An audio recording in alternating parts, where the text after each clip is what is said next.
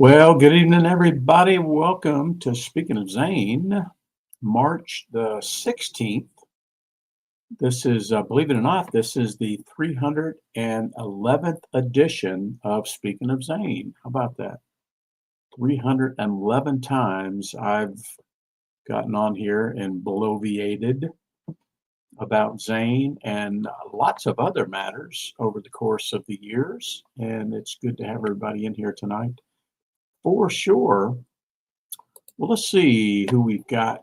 Speaking of being in here tonight, let's see who we've got in here tonight. There's my cousin Toby.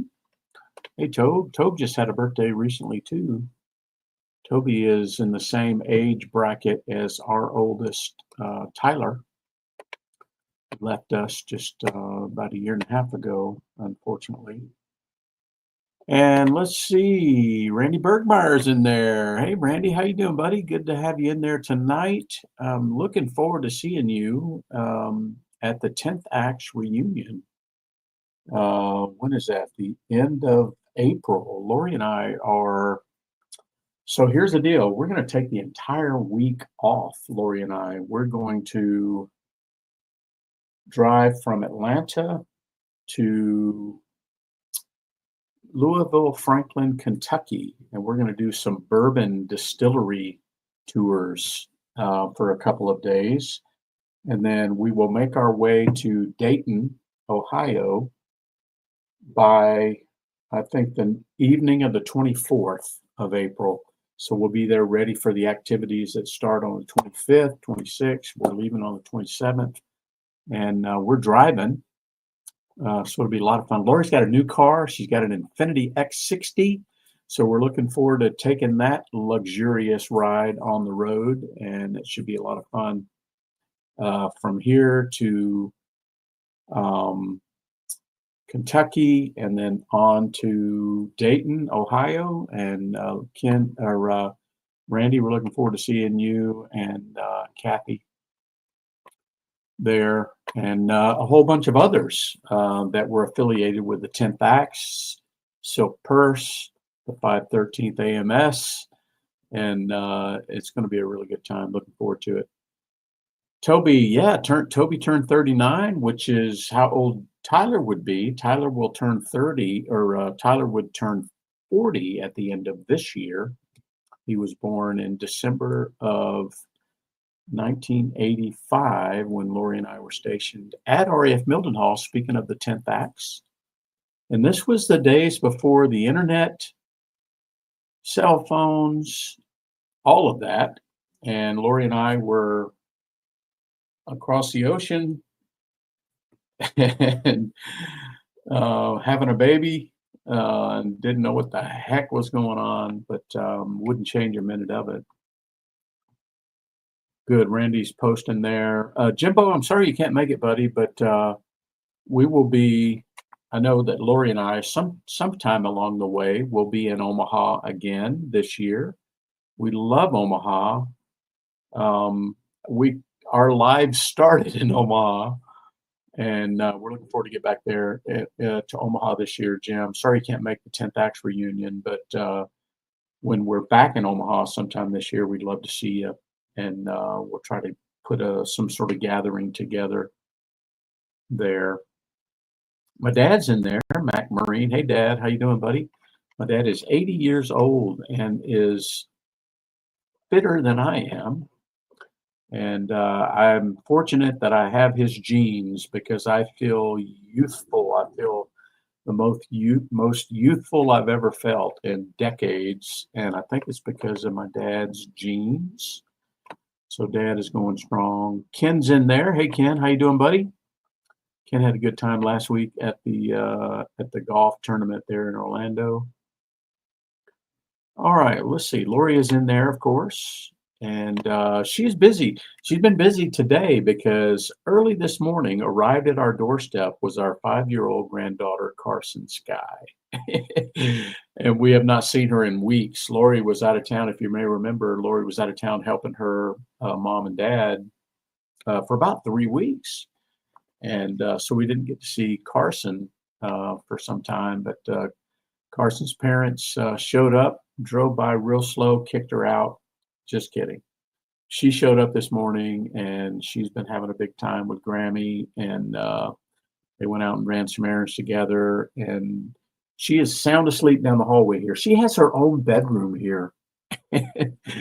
And she's just down the hallway from me here, sound asleep. She is such a special little girl. Carson Sky is her name. She's our youngest son Jackson's daughter. She's 5 years old and she is precious. They live about 10 miles from us. So she's here. So that's been fun all day to have her here. And we had some storms last night. You may have seen storms started all the way in Texas and moved their way all across the country. And we got our fair share last night, beginning 10, 11, 12 o'clock last night. They really started coming through. We had severe thunderstorms. We were under a severe or a tornado warning.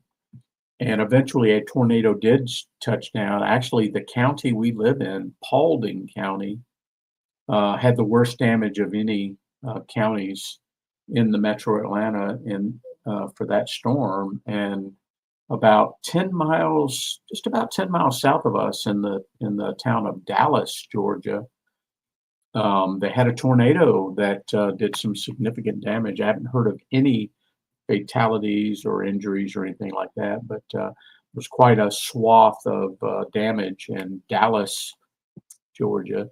We do some commerce in Dallas. Dallas isn't far from us. Dallas is just south of us. Cartersville is just north of us. And seen a lot of photos on Facebook with some of the damage in Dallas. And so fortunately, no one was injured. But I tell you what, those things are so surgical, those tornadoes, when they touch. I mean, one side of the street, devastation, the other side, untouched. It's so defined, those tornadoes. But we did have a lot of high wind last night. We had a lot of rain last night, all the way into the wee hours in the morning. I stayed up. I stayed up for that, but I also stayed up because the crew of SpaceX 10 docked with the ISS about 2 in the morning ish. And that was fantastic. There's a couple of astronauts that have been up there for over 8 months. They went for 8 days and they got stranded for 8 months because, well, a lot of reasons. Well, yeah, a lot of political components to that. But the good news is SpaceX sent crew 10 up there. There's 4 of them. I think 3 of those 4 will stay. 1 will come back. The 2 astronauts that only were supposed to go for 8 days will be coming back, and that'll all occur over this next week. But I geek out over that stuff. I've always been, since I was knee-high to a grasshopper, enamored with NASA and space and all of that stuff, and I follow that closely. And it's been interesting to see. So we'll be praying for that crew that's coming back, and those 2 astronauts that have been up there for, geez, so long. Considering they were supposed to go for 8 days and they've been there over 8 months, just an incredible thing. I know you kind of know that going into it, and obviously we've lost astronauts. In fact, I don't know if Steve's in here. Steve and Amy and I all served with an astronaut called Michael Anderson. Michael was a 10th AX, or not a 10th AX, second AX pilot in for the Looking Glass, and he's buried at Darlington. Of course, he perished in the Columbia reentry. But Anyway, it's space has always fascinated me, and I always enjoy watching. I've seen several shuttle launches when we lived in Savannah. I've seen them off the coast of Georgia, and I've gone down to the Kennedy Space Center, and just it's always fascinating for me. And um, good to see that crew there. And now the two will be coming back after such a long trip. Yeah, Randy, the temperature has been crazy, hadn't it? My daughter Charlie lives in Chicago, and they were up near 70, and now I think tomorrow they're going to get some snow, just some wide swings. But you know what? This is nature. This is what God created, and we're we're pretty boastful to think that we're impacting it to the degree that some say we are, but it's just the way nature is. And my daughter Charlie, she says, "Dad, it's so good here today." She went out to the lakefront and did her run, and she sent me a screenshot of the expected snow. But it's good stuff. Good stuff. But speaking of Lori, Lori has been out of town for 3 weeks. Lori, if you remember, Lori's father or stepfather Stan, who is retired Air Force, slipped and fell on the ice in Oklahoma City and broke his leg. And so we're fortunate that Lori is a full-time Grammy, so she's able to come and go as she pleases. And so she went out there to help Stan and Carol for about 3 weeks, I guess it was. And I think Carol would tell you that it was a great help. And but Lori finally came back, and I picked her up at the airport. And we're so fortunate. Our daughter Charlotte works for United Airlines, and we're on her friends and family plan. So I've got a gazillion Delta miles, and we do a lot of traveling with my Delta miles. So, um, but we also do some traveling with Charlotte's friends and family, and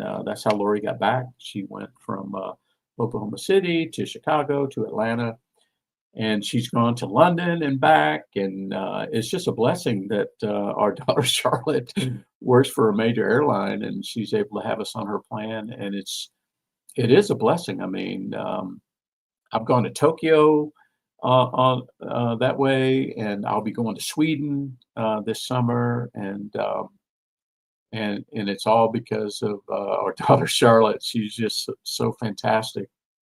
Um, and speaking of Charlotte, she's a global threat analyst for United Airlines, and she has a really she has a big girl job, and she advises the president of the company and the board on what their posture should be geopolitically all across the world. In fact, I'm so proud of her.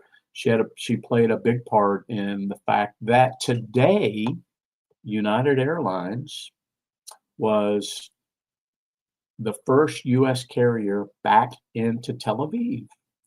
That's been since July of last year. Um, and Charlie told me, she says, "Yeah, when a drone strike hit about 1,000 miles from the hotel that our crews stay in, we decided to stop going there, and that's been since last June or July. And then yesterday or today was the first flight back to Tel Aviv for United and for any U.S. carrier. And just so proud that my daughter Charlie is involved in that. It's an incredible thing. She'll be 30 this year, and we'll be celebrating her birthday. She and I have done a daddy-daughter trip every year for what, Lori, about 5 or 6 years now. And she's decided, or we've kind of decided together, that we've not done a Scandinavian trip, so we may go from I don't know where we'll fly. I don't know if we'll fly from Chicago or Newark, but we'll go to Sweden, and that'll be fun. And then that month of July, um, I will also go to London for at least a week, maybe two, and Amsterdam. So it's working out, nicely that I'll already be in Europe. And then Lori, I think Lori's planning to join us in July as well. So it'll be fun. All right. Well, good stuff. Enough about that. Well, let's see what else we got on the list here. So Lori's back. The weather, we had this storm last night, just incredible. But today was absolutely beautiful. Sunshine. It was kind of breezy, in the 70s, just beautiful. I had a nice 3-mile walk. Um, get to clear my head, get some physical exercise in. I'm trying to reintroduce my weight loss. You guys know I got up to about 90 pounds, and a friend of mine over in Birmingham is down 115. So now I've got to catch him. So anyway, I'm trying to ramp that back up. Uh, I'm pretty much on the carnivore diet. Today I did cook because of St. Patrick's Day. I did cook a what do you call it? Corned beef. Corned beef. I had corned beef and cabbage. So I've had a corned beef in the crock pot, Lori will tell you, since about 10 this morning, and it was absolutely delicious. So corned beef, cabbage, a Guinness, just a beautiful St. Patty's Day sort of thing. Did you know that tomorrow's St. Patrick's Day? St. Patrick, he introduced Christianity to Ireland. He actually was not from Ireland. He was a slave from England into Ireland, and then over the course of his life, he introduced Christianity into Ireland. And the reason we celebrate St. Patrick's Day on March the 17th is because that's the day he died. March 17th, the year 461. How about that? Wow, incredible. And St. Patrick's Day was first celebrated um, in New York City, or in America. It was first celebrated in New York City at the Crown and Thistle Tavern on March the 17th, the day of his death, March 17th, 1756 was the first celebration. And then March 17th, 1762 was the first St. Patrick's Day parade in New York City. And now I think it's true that over time, Boston has overtaken New York City as the biggest St. Patrick's Day parade in the country, followed very closely by Savannah, Georgia, believe it or not. I think they had theirs today. And Lori and I lived down there for about a decade, and we've been to many St. Patrick's Days in Savannah. But just a very interesting history for sure.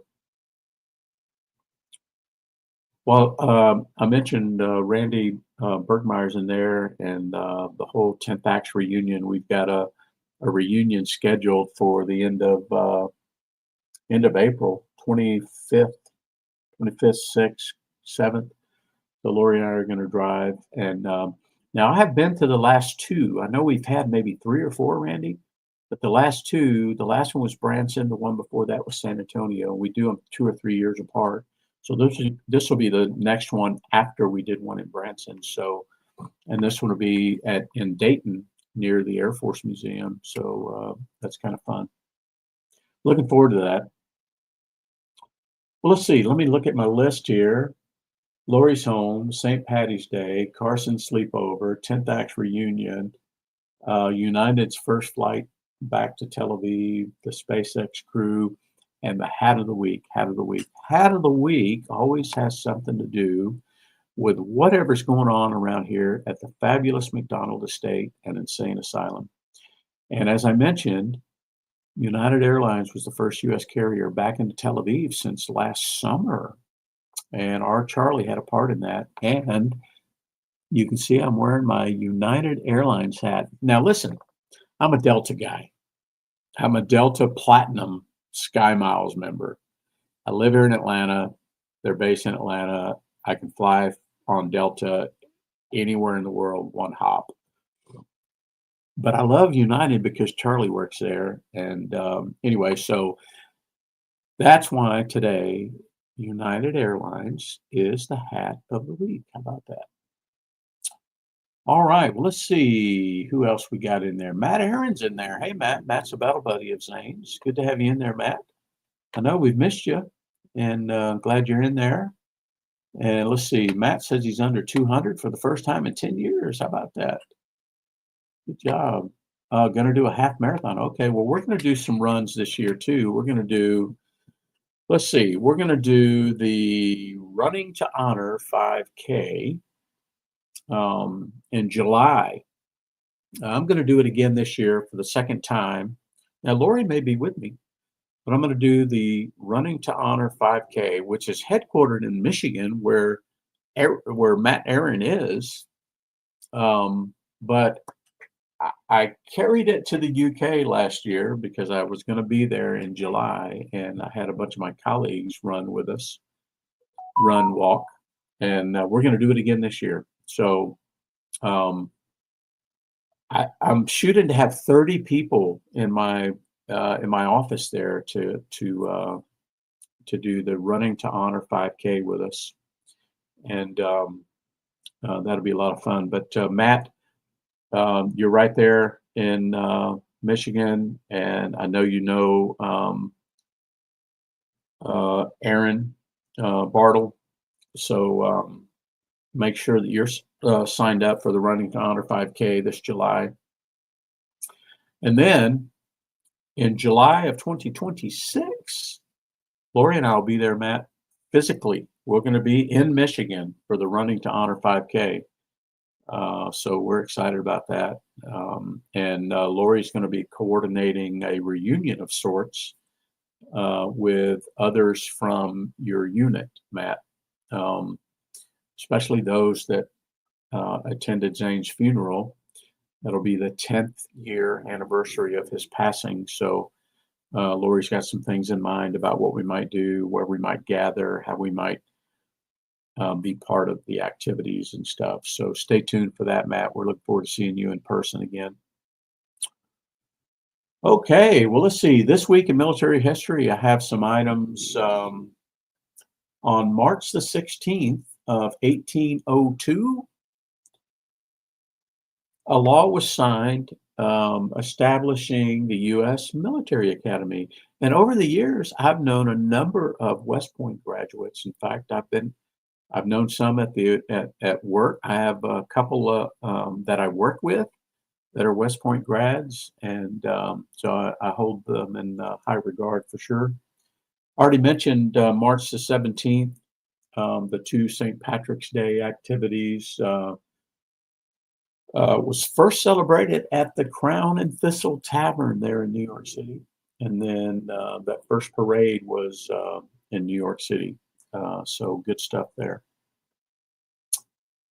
All right, well, let's see. We did have some Veteran Cemetery Challenge visits this week. I always count my dads and my sisters.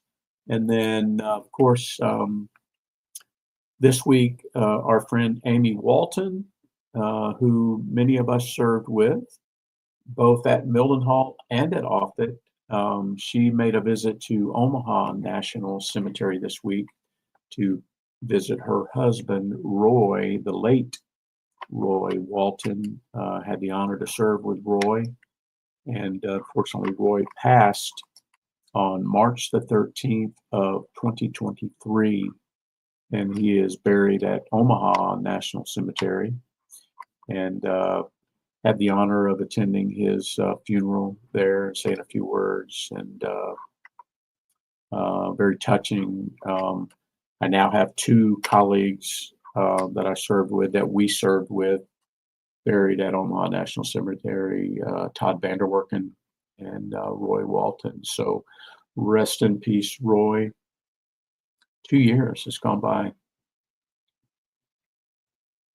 And so that would be 2, 4, 5 cemetery visits over the week. Lori will be visiting Zane tomorrow, I believe. Let me get my numbers right here. 2, 4, 5. So we're at 1,424 visits since we started tracking them. Not too shabby. And then we had some thank yous this week that a few folks shared with me. We've been in the business of thanking service members, thanking first responders, thanking veterans as we interact in our daily lives, whether it's at work or school or church or play or whatever the case. And we started doing that some number of years ago, and you guys have stuck with us on that. And it's become kind of a staple of what we talk about here on Speaking to Zane every week. And I'll run through the list here. I'll start with Ken because Ken just posted that he had 2 thank yous this week. So let's see. Ken says he had a Vietnam vet, and the other was a Vietnam and a Gulf War vet. How about that, Army guy that he met at the Publix? I tell you, the Publix and Kroger are good places to meet fellow vets for sure. And Ken is heading to DC this week, and I think he's planning to visit Arlington, where his father and his mother rests. So we always get good reports from Ken when he's in DC. So Ken, thank you for doing that, and thank you for visiting the ones that are on our list that have passed and reporting those to us. And we'll look forward to your report next week. All right. Well, let's see. So continuing the Thank You Vet Challenge. So I'll come back to mine. So Jim goes and gets some prescriptions periodically, and it's a target-rich environment for him. And he reports that he had 8 Air Force thank yous this week. So Jim, thank you for doing that and keeping that top of mind. And then we got Ken with his 2. My dad had some thank yous this week, and he recorded those just a few hours ago. 2 Marines, 2 Navy, 1 Army, 3 unknown vets, and an Army vet at I think it was at Walmart. But so Dad had 2, 4, 5, 8, 9. So good week for Dad. Now my dad. So you got to know my dad. My dad's not the most outgoing, and my dad keeps to himself. My dad would rather just his actions speak, but it's interesting the way that he will approach someone and thank someone. And so good on you, Dad. Thank you, and thanks for telling us about that.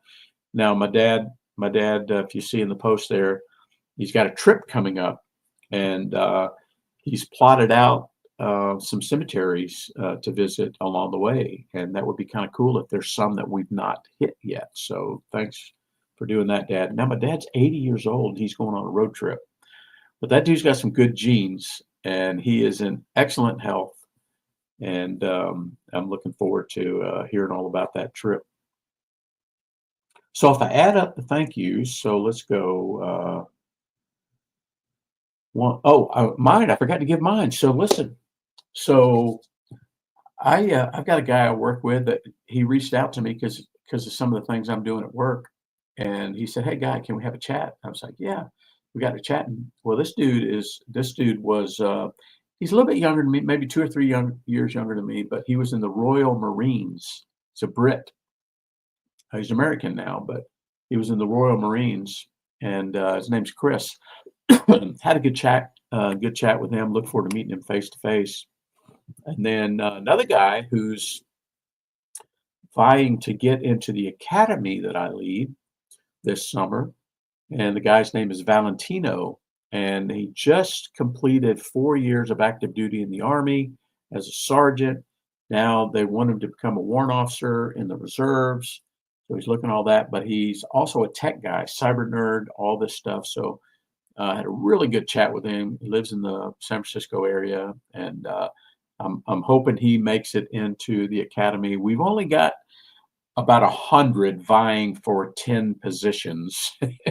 Good news is there's 3 veterans that are top contenders among that group, and I'm pulling for all of them. Now, I've set it up. I'm the boss, but I've set it up so that I'm not the determining factor. I've got a team. We all interview, we all vet, we all look at the credentials, and we make it a team decision on who gets in, but I'm pulling for the 3 veterans to be among the 10 that get into the next group that starts this July. And this cat, Valentino, is one of them. He was a comm guy in the Army, SATCOM. And so I met him this week. So that was 2 for me, 8 for Jim. That's 10. What did I say? 2, 4, 5, 8, 9 for Dad. So that's 19. So we got, so we'll say we have 19 thank yous for the week. So that'll take us to 3,349 thank yous. So Lori, get will be the thank you placard ready to update to 3,400. So we're at 3,349 since we started tracking them. Well, there's my buddy Tresden in there. Tres, how did you stumble on us here? Tresden came through our academy a few years ago, and very sharp young man, and really enjoyed spending some time with him. And he has since moved on to bigger and better things as a cyber guy with a company called Palo Alto Networks. And we were sad to see him leave, but he's a young man with a young wife and has got big plans ahead of him. And I'm sure he'll make a lot of changes over the course of his career, but couldn't be more proud of you, Treston. Thanks for stopping by. Well, let's see. Ken's Ken, that's pretty bold. Let's see. We're at 3,349 and you're looking at 5,000 already. Holy smoke. I'd be happy if we got to 4,000, but, and that would mean what, another 600 or so, but 650. But I like the way you think, and we'll see how it goes. But thank you guys for doing that right alongside us. We don't expect you to. With the cemetery challenge, with the Think of That challenge, you guys have just been fantastic. And there are thousands of people that are better off because they've heard from one of us, hey, I appreciate your service, or thank you for serving, or hey, what did you do in the service? And certainly those that rest in those hallowed places that we call national cemeteries certainly deserve the acknowledgement and the visits that we make. So thank you all for that. All right, well, let's see. Nothing really new on the organizational front. We have a segment here where we highlight or talk about upcoming activities and events related to the various organizations that we're all either part of, support, or aware of. And there's lots of them. There's lots of worthy orgs out there that do great things for veterans and their families. And we try to keep up with that. But whenever there's some new activity or something going on with one of those organizations, we certainly want to highlight it and let you know. So we'll do that along the way. I mentioned Running to Honor. We've got Carry the Load that'll be coming up in May. And we got Running to Honor in July, and all the way to December when we have Reach Across America. So stay tuned for that. And you guys feel free to tell me about any organizations or groups that you're aware of that do good work or that you want to highlight or share or make us aware about. All right, final segment in this week's Speaking of Zane is the bad part. It's the time when we acknowledge those that we've lost in service to the country, either in combat or in training. And unfortunately, we did have a loss over the last week. There was a Marine corporal by the name of Jack Cody, and Jack was part of a Marine Corps reserve unit. And unfortunately, Jack was at MacDill Air Force Base in Tampa and was running early in the morning and was struck by a vehicle and killed. Just a terrible tragedy. So rest in peace to Marine Corporal Jack Cody. Okay, team. Well, that's all I've got this week. This week is a week at home for me, another normal week, if there is such a thing. I've got so much stuff going on at work. It's just an amazing thing. I'm doing some of the best work I've ever done in my career with early in career and young in career talent and teaching them how to come along and do good stuff on behalf of our company. And we've got a group of 17 that we're working to get across the finish line. They'll graduate in June. We got another group of 20 that we're um, interviewing with and trying to land on. Actually, it's a group of 60 plus that we're trying to narrow down to 20. So I'm in the throes of that. So it's an exciting time, working on doing something that's absolutely rewarding. And I'll be doing a lot more of that this week. And then the following week, I've got a trip to St. Louis. My trip to Austin, Texas was canceled, but I got to go to St. Louis now. I've got some activities there. I'll be in St. Louis. Daryl, maybe I'll see you while I'm there. That'll be the last week of March. And then then I'm back home for a week. And then I think the second week of April, I'm off to Vegas for the Great Place to Work conference, back home for a week. And then that last week, no, second to the last week of April, Lori and I are taking off, going to Kentucky and Ohio, and then back for the last week of April.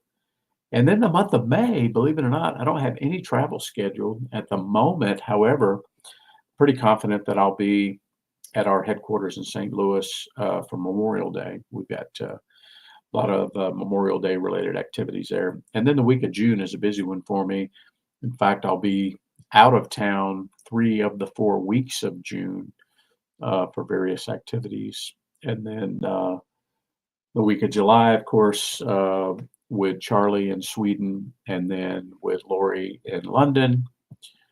And then August is totally empty at the moment.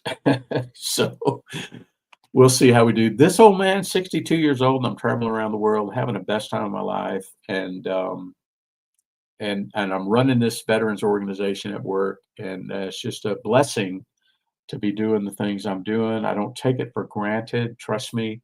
And to be able to share with you all about it is awesome.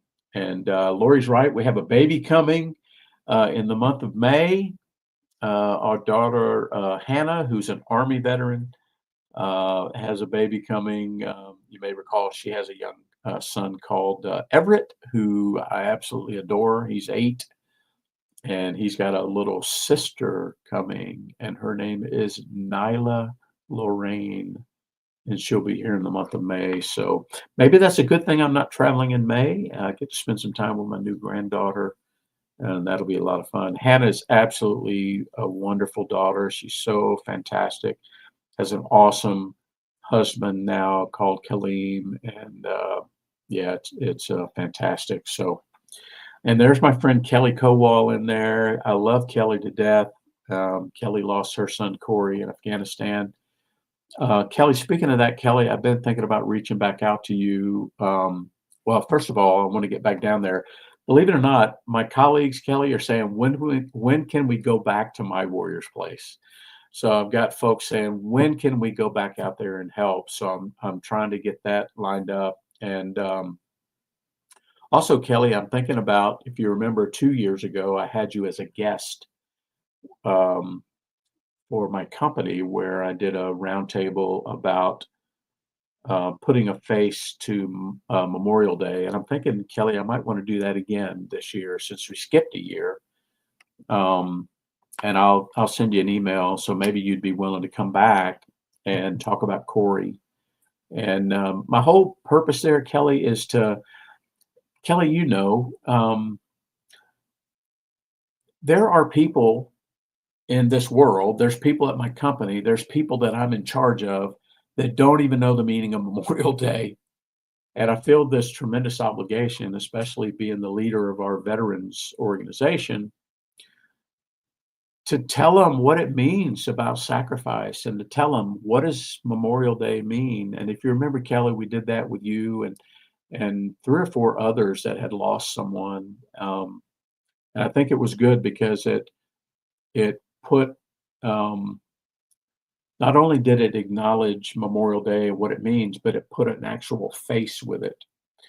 And they got to hear from you and Greg, who are Gold Star parents, and they got to hear from others who lost comrades. And that's what we that's why we celebrate at Memorial Day, is we celebrate the fact that there were men and women that were willing to sacrifice their lives for this country and for their fellow man. And anyway, I know I'm going on and on, but Kelly, thanks for joining. And I want to do that again this year, and I may be reaching out to you and see if you'd be available to do that for us again. And we'd love to hear Corey's story. And it was I had people calling me after, Kelly, just crying, and they had no idea about the sacrifice, and to hear a mom talk about her son, it was just such a compelling thing. So I'd love to do that again. So stay tuned, Kelly. I owe you a phone call, and Lori's right. We are really overdue getting down there. I need some rest and recuperation, Kelly, and I need to come down there and see what you guys have done since the hurricane. And I need some relaxation, and I need to bring my colleagues out there to help. You can see I'm tearing up actually talking about it, but anyway, we'll look forward to it. But all right, folks, I've done enough gabbing tonight. Great to have you all in here. We'll look forward to seeing everybody again next Sunday night for the next edition of Speaking of Zane. Until then, we'll see you all. Cheers.